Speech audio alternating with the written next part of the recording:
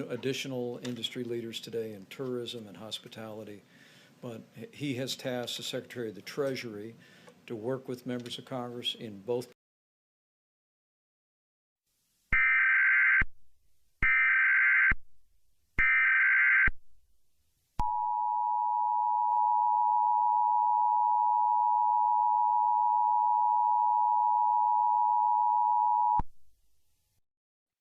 The following message is transmitted at the request of the Centers of Disease Control.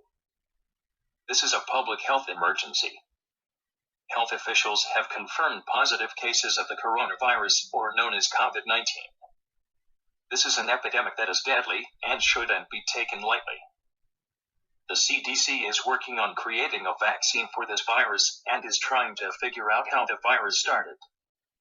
The states affected include Texas, Washington State, California, Minnesota, Wisconsin, Louisiana, Mississippi, Colorado, Illinois, Utah, Florida, Georgia, Maryland, New Jersey, New Hampshire, New York, Tennessee, South Carolina, North Carolina, Rhode Island, Oregon, Arizona, Iowa, Missouri, Oklahoma, Indiana, Kentucky, and Virginia. Please take the proper precautions, avoid being in contact with people. Wash your hands on a regular basis, and do not travel to infected areas or be around anyone with it. The symptoms of this virus is coughing, fever, and shortness of breath. If you experience any of these symptoms, head to your nearest to get tested. A quarantine may be possible for 14 days or longer. For more information about the coronavirus, please visit the CDC website for more. We now resume to regular programming. This emergency warning message has been broadcast for your safety.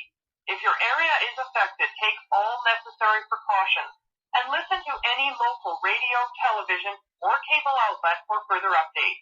Do not use your telephone for the duration of this emergency.